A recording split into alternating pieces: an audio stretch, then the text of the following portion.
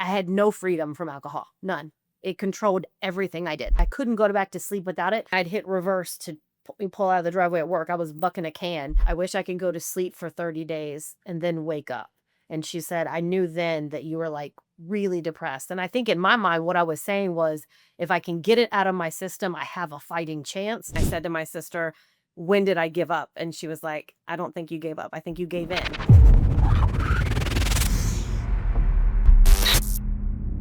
Hey guys, I have Tiff today. She's been sober for 18 months and she's been to rehab after 26 years of addiction.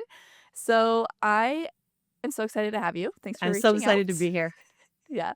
Take us back to the day that you decided to get help. Like, what happened and how did it feel to finally say enough is enough? Well, one of the things that sticks out to me the most before I kind of get into the full time is I remember I was sitting on my sofa and just rocking, and it was like something out of a movie. And I said to my sister, when did I give up? And she was like, I don't think you gave up. I think you gave in. And I'll never forget that.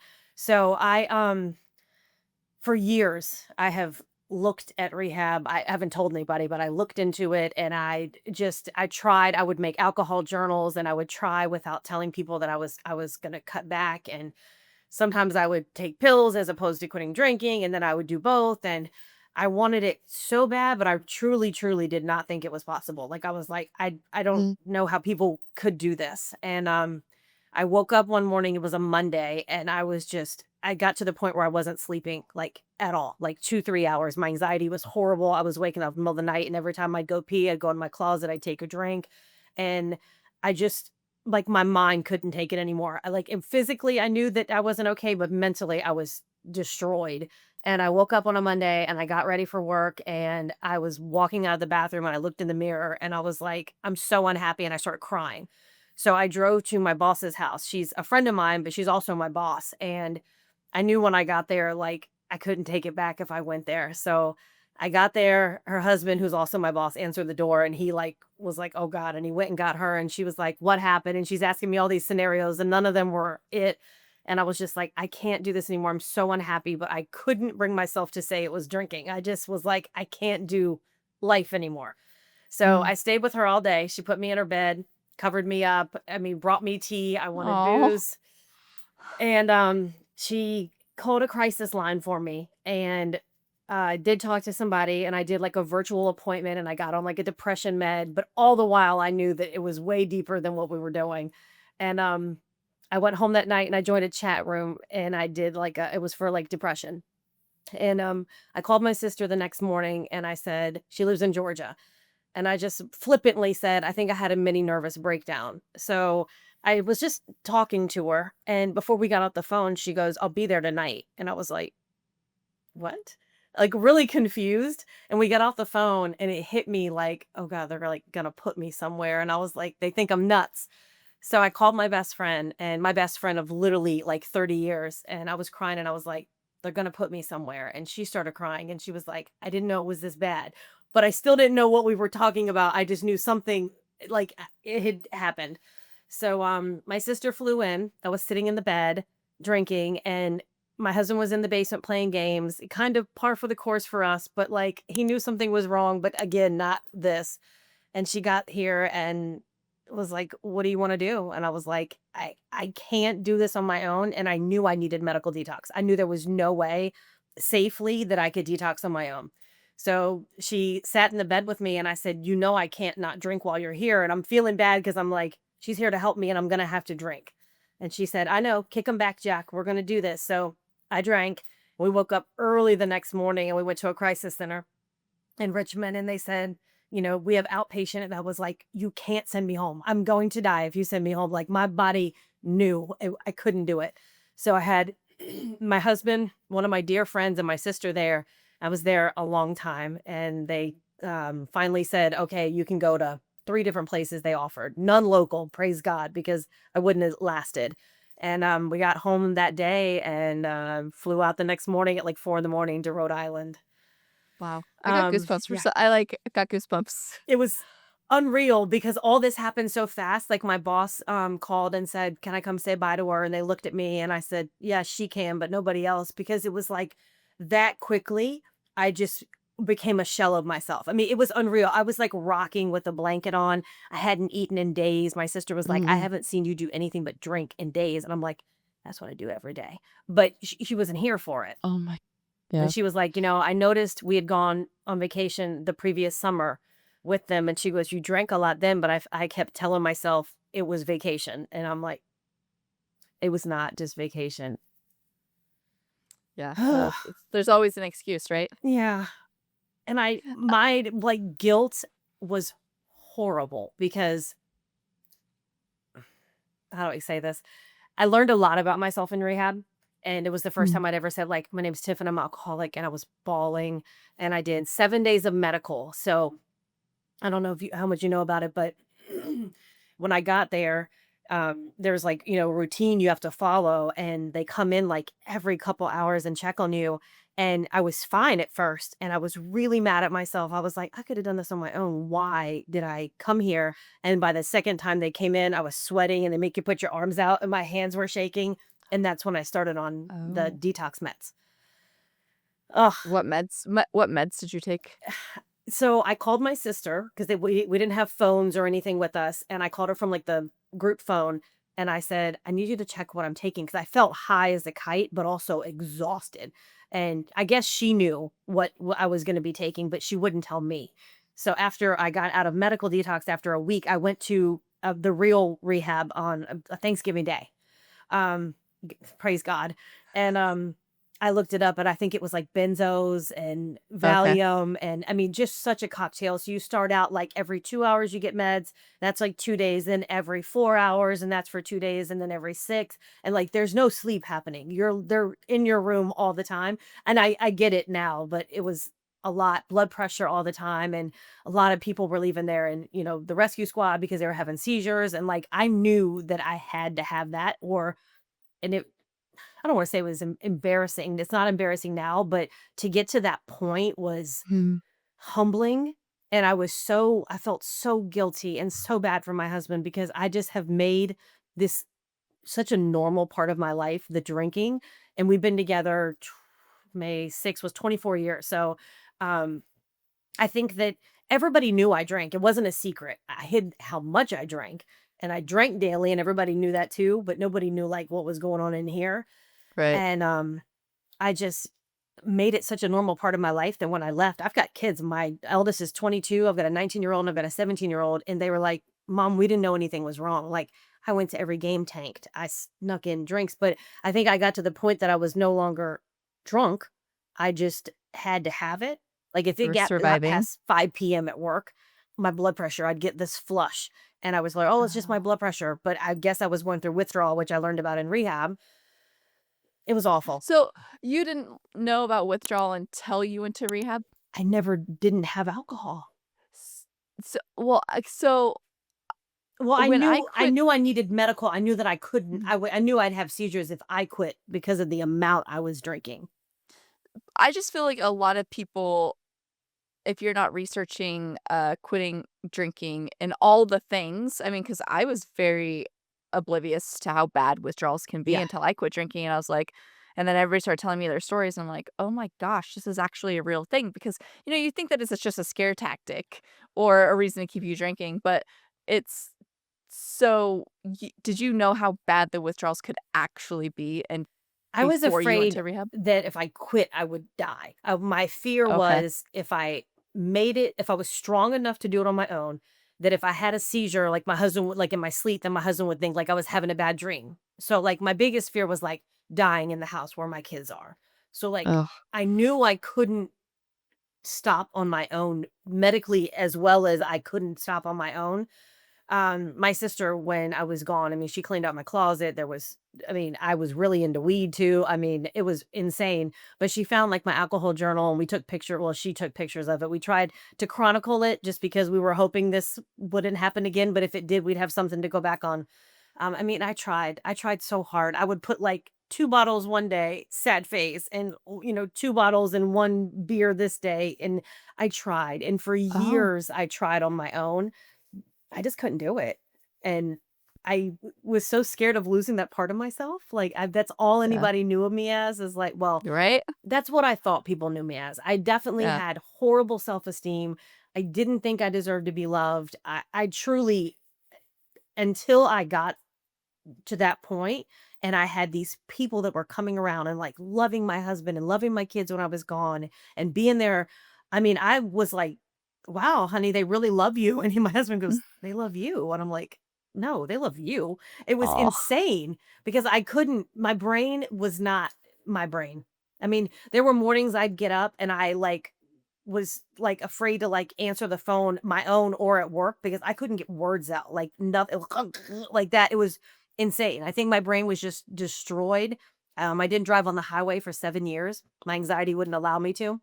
The first day out of rehab, no joke, I came back home and I had to go to IOP to sign up. I got on the highway, didn't even mean to, and I was fine.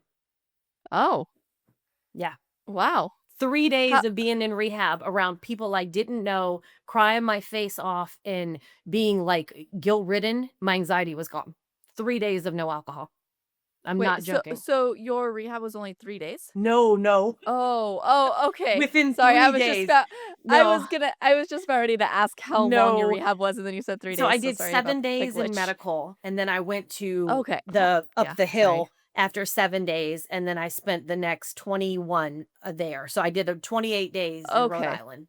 Sorry, No, no, I it's totally glitched that fine. 3 days, like, I'm like, "Oh, well, you did say 7 days." No, So it was just crazy because, like, how can you be around strangers and in a weird spot and you're drugged, but your anxiety's gone? Like, I just couldn't believe it. I was, like, eye open.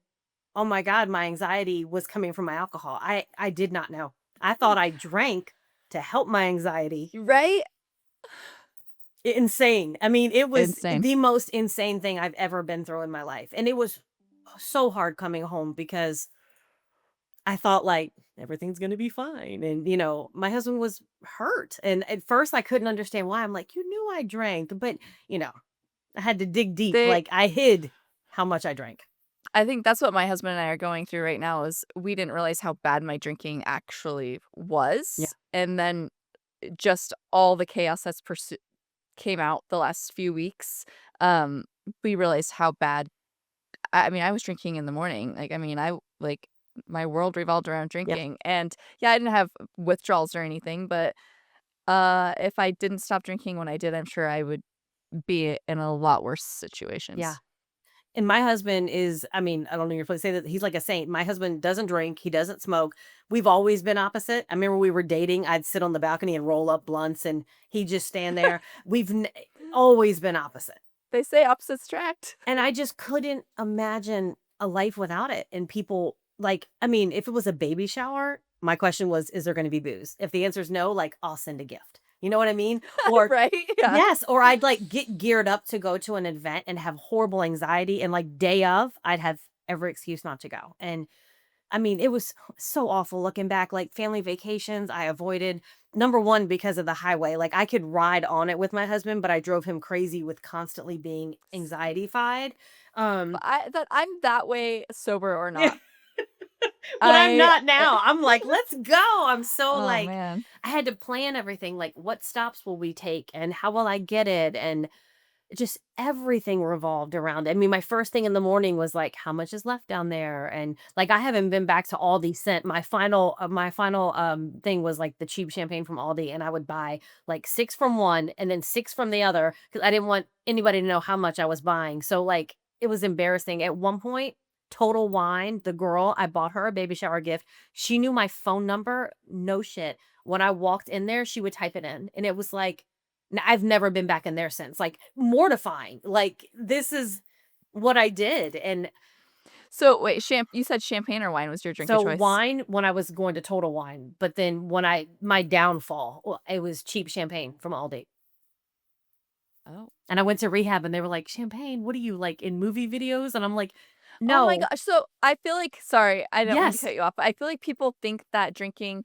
champagne makes them they don't have a drinking problem. You've got a drinking problem if you're drinking that much My freaking sister said the champagne. same thing. She said, "When I saw you in Tennessee, I was like, well, it's champagne."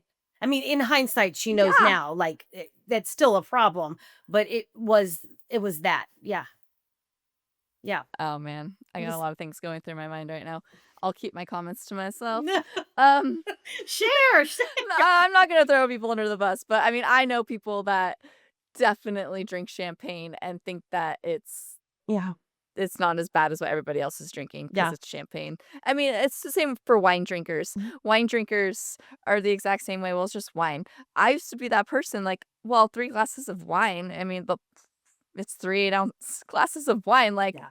whatever, Yeah. and, And I I wasn't mean, classy at all. Like, I had it in cups and coffee mugs and water bottles, yeah, it was insane. It was awful. I mean, now that I hiding can them. see it, I'm Did you like, hide them? "Holy shit." I mean, I'm really lucky to be alive. My health was horrible for years, but I made every excuse under the sun for it. Every excuse under the sun. I've had non-alcoholic fatty liver disease since I was 27 because I looked Oh, like I wasn't a drinker. My liver numbers always at least 10 times what they were supposed to be.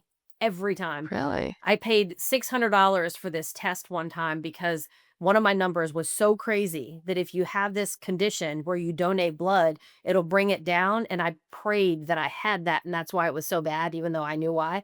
I did not have that. It was my alcohol. And I just always said, like, because I have some autoimmune conditions, I was like, oh, it's my autoimmune condition. I told everybody my blood pressure, I've been on meds since I was 27. It was because I had preeclampsia with my son, who's 17. But I still use that. But I think I said it so much, everybody believed me, like, okay. It's like, I haven't lost the baby weight even though your child's 30 years Oh old, my God. like, Insane. sorry. And It's my liver numbers are phenomenal now. It's crazy. I'm so grateful. I haven't had an ultrasound or anything yet, but I have a primary care doctor. I go every 6 months and get my labs done. Like, so grateful. I take so naltrexone. oh, you do? Yes. I Okay, I was started cu that in rehab and I'm just not going to give it up because things are going well and I don't see the need to. There's no, to my knowledge, any harmful side effects. Maybe one day, but right now, I mean, there is absolutely no reason for me to stop what I got going on. no. No, exactly, and I feel like I mean, and I assuming he still watches my channel, one of a a person that I became, like, friends with through the channel, he he's actually done lives with me before. He took takes I don't know, I've talked to him for a while, naltrexone, Mhm. and, right when you think that you're going to be okay, Mhm. you stop taking it and you go right back to those patterns, and it's so hard because I think that people do that with, mental health medication Yep. also. I mean, given like, I know there's a huge, huge spectrum of opinions out there when it comes to medicine, but, like, why, if Why rock the you're boat? yeah, My doctor exactly. told me I'm having a hard time with the weight since I got sober. That's another fun thing they don't tell you about. But he said you're going to have a hard time losing weight given the med you're on for depression and I said, "Well, I guess I'm just going to have to work harder because I yeah. I mean, I've learned being sober that I'm literally addicted to everything, which right now it's sugar. I think there's so many things they don't tell you about that are going to happen to you. And Uh-huh. obviously, eating is something that I wasn't doing when I was drinking. Literally not at all. I was sick all the time. I would just drink protein drinks. I couldn't eat solid Oh food. my It was gosh! awful. So My wow. husband would I'm tell me, I'm not laughing, I know and I people just like kept this, going and and I it's just kept like, going. Like, "Oh, how did my body not conk out? But no let wonder me nobody just noticed. I'm not gonna eat, I'm just gonna drink these protein shakes, but I'm still gonna drink my 5 bottles of champagne." I could not keep like solid food. I couldn't do it. I was so sick all the time that I knew I had to have some sort of nutrition. So like I was like, all right, protein drinks it'll be. And like if I made a meal for the family, my husband would be like, "Are you gonna eat?" And I'm like, "Oh, I nibbled the whole time." I couldn't do solid food. And this is crazy. And this might be not like anything like you'll put there, but like I have a friend who is a nurse practitioner and she's going to get more of a degree. And she had to have a case study, and she just chose me because of my autoimmune and my addiction. And I gave her access to like 15 years of labs. And she's like, Hello. "Girl, you had evident pancreatitis, hepatitis, everything." And I did not go to the hospital. I knew if I went to the hospital, and they said I was in there from drinking, like, my husband would know, everybody would know, and I was so sick. I would be in the bathroom at work, I would throw up 10 times a day, and nobody knew. I'd come out and keep pushing, and, like, if people called in sick, I'd be so non-empathetic, like, "Oh my god, I'm here." But it's not like they knew how I felt, but, I mean, now my empathy is huge, but I used to be, like, so judgmental because I'm like, "How can you not be here from a cold and I'm in here, like, literally dying?" Withdrawing. Which is horrible. Who says that? Me. Mm. So were you at the point where you were, like, hiding your bottles? I was hiding the amount. Yeah. So my closet was full, and my excuse was I'm just too lazy to walk downstairs, but also, like, didn't want my husband to know how much. I mean, the amount of bottles they threw away when I was gone. Well, so what I was doing was I'd save them, put them in a huge bag, and then I dumped them at work in the dumpster. Yeah, so again, my guilt was, I can't believe he's mad. Like, he knew I drank. He did not know what I was doing. And, so I just did a video, it was, I don't know, several weeks ago it was released, but, people in the comments were kind of, like, hate commenting, like, "Oh, people knew you were drunk." Yeah. But you know what? Maybe they did, No. but maybe they just don't realize. I mean, they didn't realize you were drunk all the No. time To the detriment of myself. I worked so hard to hide to hide it. everything from everybody.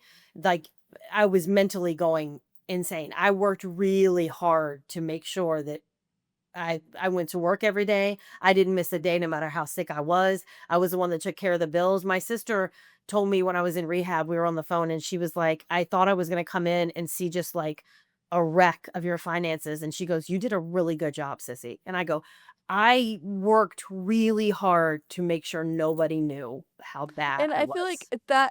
that's so a lot of people that have a problem don't think they have a problem because their life looks okay from the outside. Mhm. But what are you actually doing to yourself and your family and your life because you have such a problem with Yep. alcohol, and then you have to face it and be like, "You know what? I actually had a problem and I'm in rehab now." So big of a problem. And this is how it began, and this is something like we used to like joke about, but it's not funny now. I never had my first drink till I was 17. And so in one night, I dipped tobacco, I drank, and I smoked marijuana all in one night. And that was all she wrote. Next day I wanted everything all over again. I used to do I used to t take some dips when I would Yes. drink, Yes. but I would get so sick. I mean, it was crazy that all of that happened in one night, but I mean, I was too young. I was 17, so I was too young to buy tobacco, so I had friends do it. You know, for years I was too young to buy alcohol, so I was that annoying person that was constantly saying, "Can you buy me this? Can you buy me this?" I mean, that was back in the day when like I was drinking like Steel Reserve, like Oh, I used to drink that out of with a straw. no, same. There was no other way. So I would do like We're Steel probably the Reserve, same Ice we're probably House, the Bud same Light. age. Yeah, it was insane. Well, almost the same age, It but insane. oh, like, yeah, it's crazy. I mean, because it was the cheap stuffer, Mad Dog 2020. And the first time I ever had a Four Loko, I was sick as a dog. Oh. That was horrible. And my husband looked at me, he goes, "What'd you drink?" And I go, "I only had one." But like I would try anything. I mean, it was insane. I have had Yeah. to work really hard now that I'm not drinking. I don't smoke weed. I got my, my marijuana card, so that just made me think I was like didn't have a problem, which that's ridiculous. And I threw that away at the airport. I knew that if I didn't throw the weed away, that I would literally come back from rehab and walk past everybody, go smoke, and come back down again. Like I already knew. Like I have such an addictive personality. It's unreal. So the sugar's killing me. I put on 30 pounds since I've been home, which I know a lot of people go, that's recovery weight. It's better than drinking. But when you become pre-diabetic that fast, I mean, there's a lot of things they don't tell you. Um, when you get sober, and I'm not saying that eating sugar is alcohol is worse than sugar, but literally became pre-diabetic because the amounts of sugar I was consuming. So, I mean, I'm really fighting battles every day. I mean, literally. A lot of people I wanna talk a little bit more about that. A lot of people have asked me about what did I do for my sugar cravings, but when I was going through the beginning of, early sobriety, I was doing 75 hard, so I wasn't allowed to have sugar or I would fail. Mhm. So I personally made chocolate protein treats, Yeah. and, it helped me because I did crave sugar, but, being a girl, it's kinda hard, like, is it the sugar craving or is it just the full moon? I Yeah. mean, you know what I mean? So what have you done to, like, obey those? I am struggling. So I got into the gym. I used to always say I don't want to get into the gym because I'm going to become obsessed with it. And everybody was like, "That's an excuse." No, I did it. I got into the gym. I became obsessed. I was going 3 hours. I was shutting it down. It was insane, right? Then I had hernia surgery. I've needed it for a long time, and I could never have it before because I knew I couldn't go 24 hours without drinking in order to have the surgery. So now I can. So I had hernia surgery, was terrified because I had to do 7 days without no naltrexone prior, and I had to do, I think it was 2 weeks after. And I told them I'm not doing narcotics. And I did not do narcotics. It was ridiculous. Even though I said no narcotics, they still called me. They told me they called them in, da da da da da. I did it. It was not that bad. But I knew that if I had anything, like, it's all she wrote. Well, No, not only do I not have narcotics, I mean naltrexone, then I'm gonna put something in my system. Like, I already knew it was gonna be a landslide. So I made it through that. And then I kind of got away from the gym. And then I kinda started going back to it, but I kept telling my husband, like, "I can't lose weight. I literally can't," even when I tried, and then come to find out my thyroid number was, like, 7 times what it was supposed to be. So I felt a little bit vindicated because I was working really hard. So, the only reason that happened is the surgery just kinda sent my body into a crazy wave. So, my goal now is literally to just, once I get my thyroid back in order and I'm taking meds for it, I just have to work harder than the average human. And I keep reminding myself, which used to think it was cliche when they'd say, you would walk a mile to get a drink. They are not wrong. So like when I say, "Oh, I got a headache, I can't make NA," I'm like, "No, you drank with headaches." I had COVID and I had the one that affected your stomach, and I still drank with COVID throwing up. So I can make it to things that I pretend I can't. It's insane. And I tell people that love me and are in my circle now, if I give you an excuse, don't let me. Like, I can Right. make it. I mean, if I could make it with walking pancreatitis, I can make it to anything. I just am so used to making excuses that sometimes I have to reel myself back and say, "That's BS." I mean, literally, I almost emailed you this morning. It was like, I felt pretty crappy yesterday. I'm fine, clearly, right? But Mm. it's what I do. I just am used to it. Like, I did always show up for my kids every game, every whatever, but I was always the mom, like, "Don't call me past 7 for a ride." And they just thought it was, "Oh, cause mom works hard." Huh. Yeah.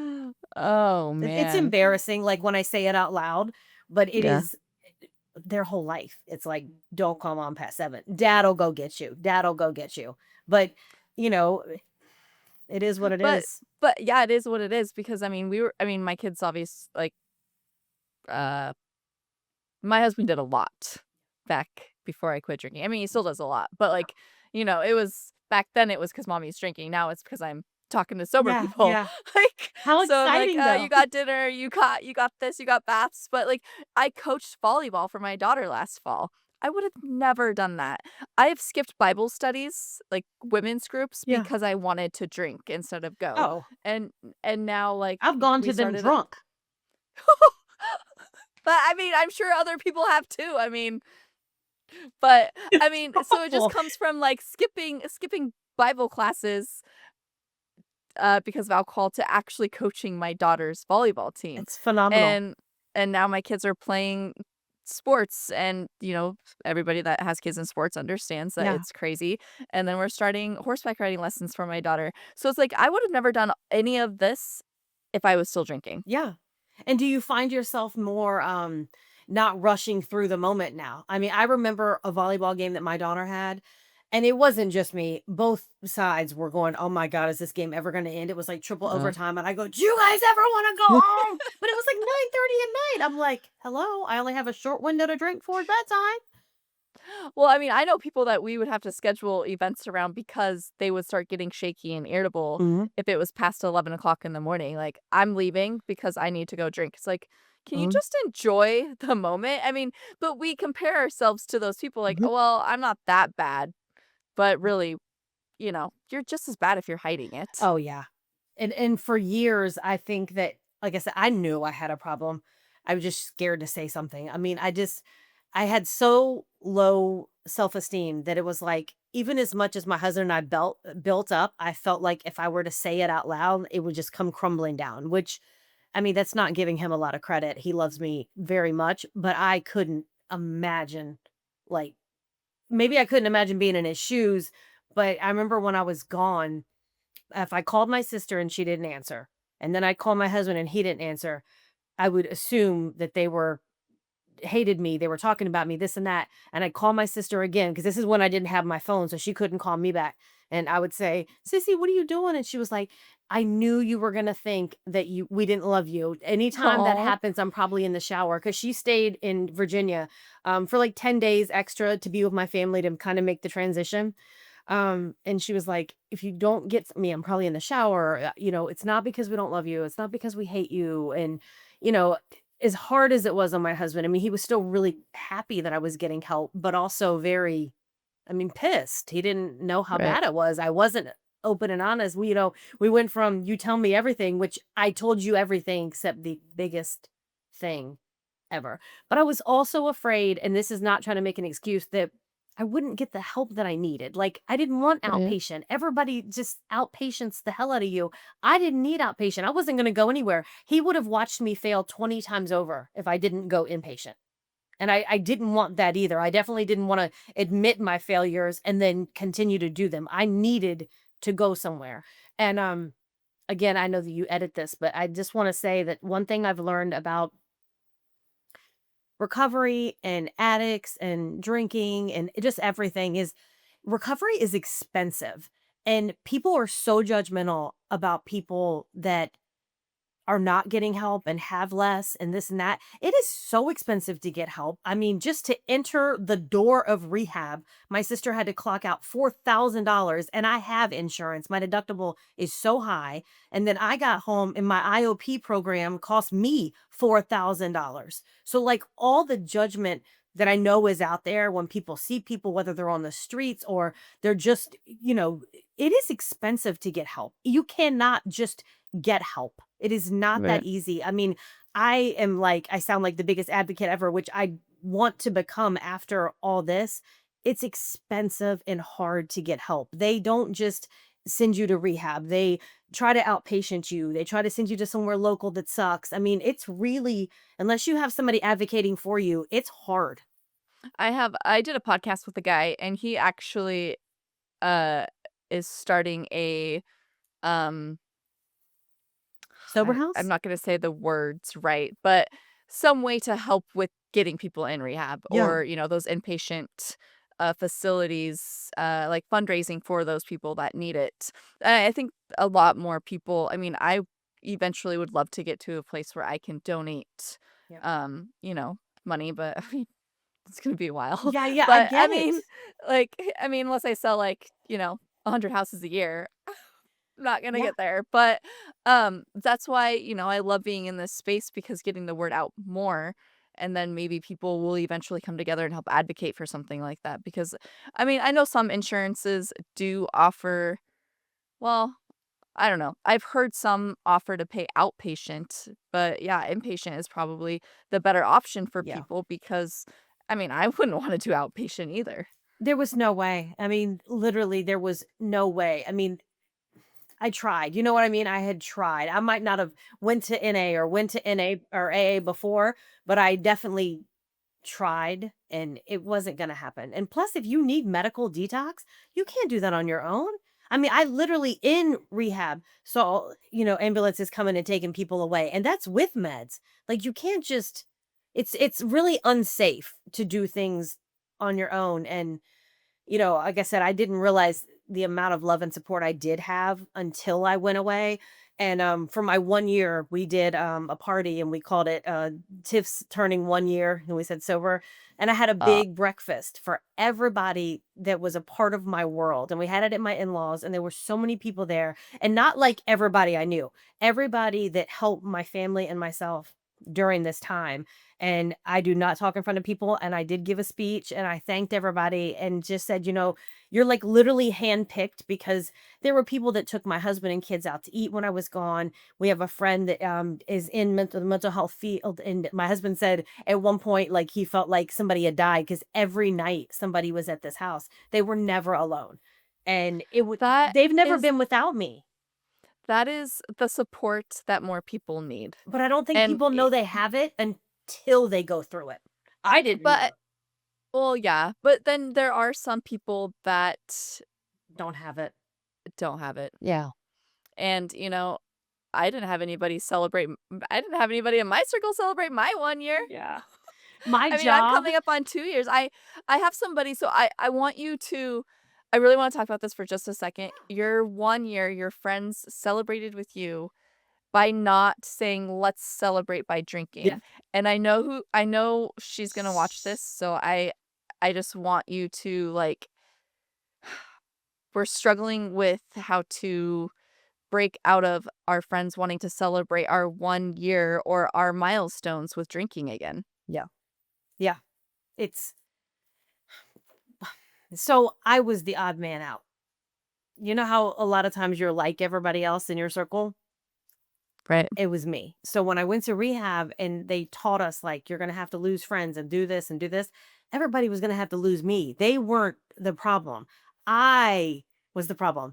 I'm the one that at every event got hammered. I'm the one that was yelling, shots, shots, shots. Literally, it was me. Like, I mean, I've got friends that drink, but not like me. My best friend, she doesn't even hardly ever drink. I mean, I would have huge events and I'm the one that got carried upstairs. I wasn't Yeah. I was the problem. So I didn't have to leave my friends, but so like when I had my 1 year, nobody there. I mean, like I said, I have friends that drink, but not like me.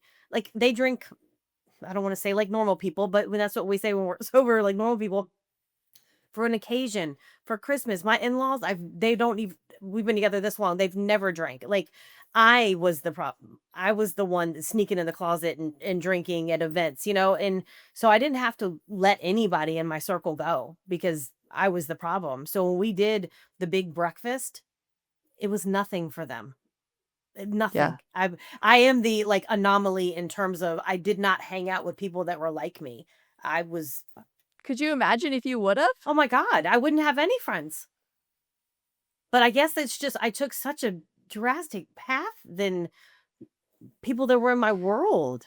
So what so you started at 17. Mhm. What do you think did you have anything trigger or, like, any trauma? Like, So what made you drink so much my so dad was an alcoholic, okay. bless his soul. My mom was an alcoholic. She's been sober like 10 years. But growing up, my dad, I didn't live with my dad, I lived with my mom, but I knew that my dad was an alcoholic and I always said like, I'm never going to do that, right? And then I didn't know my mom drank because she hid it really well. So I didn't know my mom drank until I graduated high school. The day I graduated high school, we came home to pee and she was drunk. So I didn't even know my mom had a problem. Once I knew my mom had a problem and then I started drinking, we became like besties. We drank together, we smoked together, we did Yeah. everything together. Yep. And then when she got sober, I remember thinking, that's not gonna last. Like she called me and said, "Oh, it's been 2 days." And I'm like, "Yeah, whatever." But it did last for her, but she didn't ever get help. Like she has never been to NA. She's never been to AA, nothing like that. So her first experience with any of that was my 1 year celebration. She flew in for the meeting when I got my keychain and my coin. She flew in and that was her first time being in a meeting. My kids went to the meeting, my boss spoke. I mean, it was beautiful. It was really, really beautiful. But I think that I shocked the hell out of everybody with how bad I was, and they really didn't know. And, like, it wasn't like I had people that were, like, afraid to say, "Hey, I think you have a problem." I mean, I think I have some friends that obviously knew I drank too much, like my best friend, but she's always loved me through it. That's all I've done our whole friendship. So it wasn't weird that I drank like that. I've always hit the ground running, but people like in my world at work and stuff like that, I mean, they felt horrible for me because I was so depressed, so sad, and they didn't know. I mean, I definitely think if people knew, they would have intervened sooner, which I don't know if But, I would have been ready. yeah, that's what I was just gonna say, like, I mean, my grandma says the same thing to me, "I wish I would have known," Yeah. and I'm like, I When I it fell wouldn't apart, I fell apart. I mean, I couldn't imagine putting one foot in front of the other. I was really thank God my sister flew in. I mean, I don't yeah. know where I'd be had she not, like, heard the desperation in my voice. She said something when we met up not long ago and said something because I don't recall a lot of what happened in those days, and she said that I made a comment about, "I wish I could go to sleep for 30 days and then wake up." And she said, "I knew then that you were, like, really depressed." And I think in my mind, what I was saying was, if I can get it out of my system, I have a fighting chance. I just couldn't get it out of my system. Yeah. I could not get it out of my system. My brain told me 24/7, if I got up in the middle of the night, it said, "You must have a drink." And it's like I couldn't go to back to sleep without it because it wouldn't stop telling me that. And, the second I'd hit reverse to pull out of the driveway at work, I was bucking a can. Like, it didn't allow me to think for myself. My brain said, "You have to have it." Now, maybe that was my body saying it too, but it was like if I didn't answer it, it would not calm down. It would not be quiet. It wouldn't I had no freedom from alcohol, none. It controlled everything I did. But now you have complete freedom. Yes. So, so do you still go to NA? Yes, Did you try AA or was I NA more did. of Nothing against AA. I just feel like mine is very much all encompassing because mine was not just alcohol, which is why I went to rehab. And it wasn't until I got there that I was like, girl, you know, so the first time I ever had painkillers was my first C-section. So I was 22.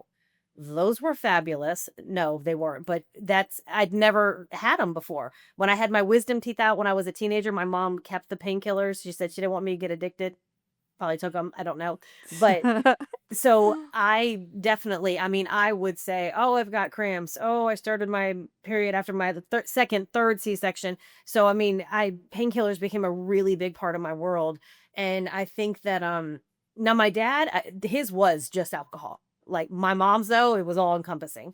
And I think that I just feel better when I'm in NA because I kind of felt like a liar in AA. I remember saying during one of the meetings, like, I did my surgery without narcotics, and they didn't have the same problems I did. So I ask, specifically because I've heard I actually there's a guy in my office building, he goes to NA. yeah. He was both, but more of a narcotics, Yeah. but he said he got more from NA, and I think I've talked to a lot of people that NA was just a better fit overall, regardless if it was alcohol or They're so not. non-judgmental. Like I still have a hard time speaking up when I go, but I have said to them many times if I do speak, like, I hear everything you all say, every story. It doesn't matter if somebody says they were incarcerated or they lost their child or whatever the story is, like the amount of support that's there. And I've met amazing people there. Like, I'm one of those people that's like, if I've never met you before, I don't need to meet you now. And I've met some really, really amazing people and so grateful. And they love my husband because he'll go to certain events with me and they always want him to like come back and do other stuff. And I go, you're like the unofficial NA person. Like, you've never done anything bad in your life, but he's such a good guy. We always call him the community husband. He'll help anybody Oh, move. He'll do whatever. Um, and I've just enjoyed I'm not there yet with getting into, like, all the activities and stuff because I really have to I know myself, I gotta tread lightly. Continue working, continue taking care of the kids, get the house sold. All these things I'm fully able to do, but I can't do too much, and I've heard a lot of people say they, like, jumped in feet first, and they were doing so many things that they kinda lost it, and I have to stay the course. I have to. I feel like if you over busy yourself, then Yes. you're gonna get overwhelmed, and a lot of us drink because we were overwhelmed. Yeah. I mean, Like, a just crazy story for me is, so my mother-in-law has Alzheimer's, and my husband and I are getting ready to move back in with him for a little while, and then we're gonna build houses, like, kind of next door to each other. Never in a million years, 2 years ago, would I have ever, ever consider this. And it was my idea. And my husband goes, you're so like calm with this and you're so peaceful. Like now he's become a stress ball because he looks at me and he feels like I'm not stressing anything, but I'm really not stressing anything. I know that it'll work out, whatever it is, whether it's work or bills or whatever. I know that it will work out and that all the stress I put into everything before wasn't making it any better. And I'm learning to like live in the moment instead of like, Mm. go on vacation for 5 days and every morning I would wake up and go 4, 3, 2. I couldn't enjoy anything. And I am so grateful for every day. I have a daughter in college and she'll call me and she'll say, I know you're going to tell me everything's going to be okay, but sometimes I just want to vent. And I just try to remind her, like, but you have support and it is going to be okay. And I've got your back. And she's always known I had her back, but having me like fully present, normally, like Yeah. if she would stress, then I stress. And now I'm like, whoa, pipe down. You got this. It's going to be okay. And it, it is going to be okay. I don't, I can't explain it. Mm. The peace that I have, like I'm grateful every morning that I take a shower and use body wash. Like I'm so grateful because when I was drinking, if I took a shower on Thursday night for Friday at work, I didn't shower again till Monday morning. And that was my Oh, life. I just put on sweats, put my hair up and drank all weekend. yeah. I mean, most people do. Yeah. Uh, Let me just sit here and look like crap all weekend Yeah. and just drink my life away. Every weekend I did nothing. What do you so NA helps you. What else, what other tools are you doing? You So I guess I'm done so well that my husband got me a dog. what kind of dog? I have a mini golden doodle. We have never had a dog ever in the time we've been together. So we've What? had ferrets, we've had rats, we've had turtles. My daughter's allergic to cats and dogs. So she She actually moves, you get drove. a dog. No, Yeah, sorry. she drove her up from Georgia. She is hypoallergenic. So I get to walk Butter now. And it made me feel like I was really doing something with my sobriety for him to say, I can trust you to get up at 5 in the morning and take her for a walk. I can trust you to walk her at night. I could have never done that before. Um, I have a prayer room now, which I have a chaise in, and it's got my NA stuff in it, and all my chips and coins. And I try to get up in the morning and just spend a little bit of time with gratefulness. And sometimes I don't, and I have an app on my phone and I look at it, but it gives me a space of my own, which I've never cared about before. Yeah. And I do care about it now because it's my time to just reflect. And I'm proud of myself for probably the first time I can't You remember should when. be. And I'm grateful and I look forward to the keychains. I send my sister one and then I give my boss, my friend, one as well so that cuz without those two like I wouldn't be here like at all. I would not even here drinking. I probably would not be here. So I just try to make sure everybody knows how much I'm so grateful for them all the time. Yeah. Love that so much for you. What would you tell somebody that is, struggling right now, like in the deep of it? That it's possible. What I wish somebody would have told me if I would have been able to listen was that it is possible. It is possible to live a life without alcohol. Um, I was laughing when I was in rehab, and I said to my friends there, like, I thought people that laugh without alcohol were just faking. Like I couldn't imagine doing anything without it. Like I used to Uh, be like, how do people go to sleep without it? Like, what do they do? Take something to help them sleep, and I sleep without alcohol and I wake up without alcohol and I don't feel like death every day. And my gratefulness is huge. I don't think I'm ever going to forget like where I come from because literally I'm grateful for body wash. I mean, I'm grateful to wash my hair every day. I mean, when COVID happened and there was mask, I mean, I didn't wear makeup. I rolled out of bed 20 minutes prior to get out the door. I mean, it was insane how I lived my life. And it was normal for me. And now yeah. I'm like up at 5 o'clock in the morning and I'm spending time doing my hair. And it's crazy because that's stuff that people do. And I couldn't do it. People would say, "Oh, you should cut your hair." And I'm like, "Oh God, I'll have to do it in the morning because I Yeah, couldn't right. get up to do it. I couldn't do anything. I couldn't do anything without thinking about alcohol. Nothing. Yeah. And look how far you've come. I know. I could be like sick driving home from work and go, oh God, I've got to go stop and get champagne because my husband won't let me out of the house for 3 days because I've got, I don't know, strep. but I made sure that I still had that. I mean, I drank through every illness. I drank through everything. I didn't never Yeah, not drink. It was horrible, but I also felt awful. Like I wasn't happy. It wasn't yeah. fun. I was super miserable, super depressed. But you don't realize any of that until you're actually out of it. No. You can be sad and say I don't want to drink, but then 2 drinks in you feel better. So you're like, "Oh, I just needed a drink." And I remember hearing a lady on your show said, we celebrate everything. And we talked about this at rehab. Like, you got a new pair of shoes? Drink. It's raining? Drink. I mean, everything. And how nobody realized how bad it was. I mean, it didn't matter what you said. I'd be like, drink. Crazy. But yeah, it's, Happy, sad, mad, like, all, like, rainy, and I was hail, so snow, sick. sunshine, sunset, Everything. sunrise. Yeah, And even every now, I excuse. haven't done all my firsts yet. They say like after a year, you've already done all your firsts. Still not able to do like, I can't imagine going camping. Like, I know you're going soon, but, like, to think about doing something like that without drinking, like, that's crazy, but I am going to a concert. I'm gonna go see, Brandon Lake, who is a, Oh, gospel yes! singer. I saw him. Did you really? Yeah. So my sister and I are gonna go see him in Tennessee this summer, and I'm super excited, and I said, "What better way to go into a really crowded room without alcohol than Brandon Lake?" Right. So I'm slowly getting into things because I mean, I feel great, but I'm also aware that I'm nowhere near where I need to be, where I will be at 5 years. So I don't jump into things crazily because I do have alcohol in my brain still.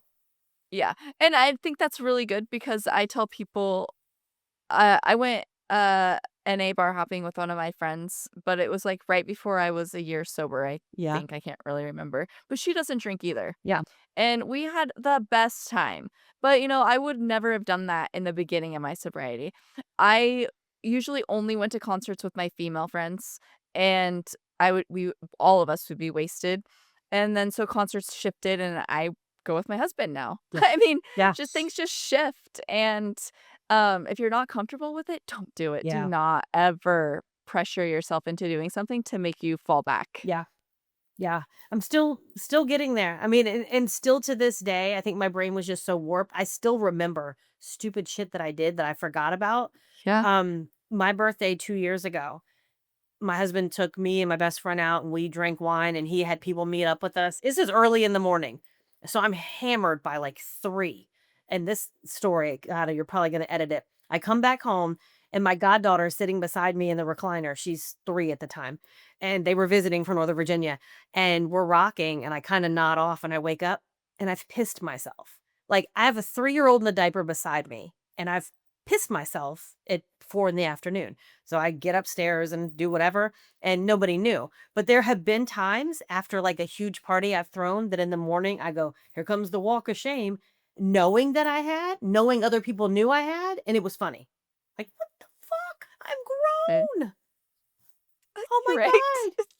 I remember one night getting back Oh. from the beach and I woke up in the middle of the night and I peed the bed and my husband was on the sofa. So I thought it's because of that. And I go out and I go, I'm so sorry. And he goes, you were snoring. And I was like, oh, thank God he doesn't know. Like, what the fuck? Like, that's Yeah. insane. And Yeah, I have like, stories similar. oh my God.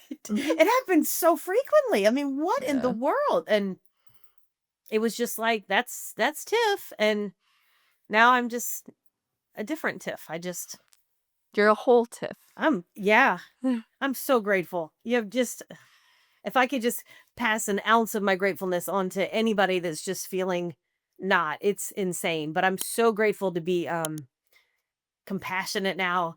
Cause I always thought I was a good person, but now like, you just want to help everybody because you just want to tell everybody like you can do it. And I really think anybody can. I mean, I was in rehab with people that, I thought I was going for, I don't know how this works, just alcohol, but there was heroin and there was, I mean, anything. And I learned about all kinds of different things, but we're all the exact same. Like they said, we just got there in a different boat. And Right. yeah, Yeah, yeah, exactly. I just wanna snuggle everybody and, like, say, "You can do it," and you're right, I mean, people don't all have a support system, and by the grace of God, I did, but, to get to a meeting, whoever sees or hears it, get to NA, get to AA. Even if the first one's not your cup of tea, because definitely I've been around many. I'm actually trying a new one tomorrow. And if it's not all women that do it for you, go to co-ed, but go to a meeting and just find that all you need is one person truly to give you hope, and then you can build from Huh. that. Because I remember my a friend I met in IOP got me connected with my sponsor, and the sponsor kept saying, "Well, introduce her to so and so." And that's how I met people. And even people I've fallen off with, like I've stayed really connected to several of them. And you just need one person to hold your hand and be there for you if you're somebody that doesn't have anybody. Right. Exactly. Oh my gosh. Well, Tiff, thank you so And much reach for out being to here. you. Hello, this is crazy. Right? So fun. I love it. Do you have any place that they can find you, or you just I mean, not everybody So I'm has a horrible at social place. media, but, That's fine. oh my good oh, and I was gonna ask you too. I have plenty of pictures I can send you if you want anything. Um, Probably not, but they can email me. I mean, I'm more than willing to talk to anybody if anybody Yeah. ever needs anything or things like Yeah. that. Like, I'm more than happy to give you my email is totally fine, and I'll Yeah. call Well, anybody. they can comment in the they can post in the Yeah. comments if they wanna reach out to you, and then, um, I can respond to them with your email. Yes, of course. And you can reach out to me anytime. I'm so grateful to be here. You really Yeah. make a big difference. I want you to know that, like, seriously. My husband knew who you were. I told my son, like, everybody knows that I watch you. And, you really do make a difference because people listen and they hear you. And I know that there's people that watch you that probably want to get sober and they don't know how. And the people you talk to, I mean, I told my husband it's 30 days to 30 years. You've got everybody on there. And Yeah. it's important. You're doing really big things. And I'm really, really grateful. Well, I really appreciate that. Thank you. Thank you, and keep in touch with me. Let me know if you need anything else.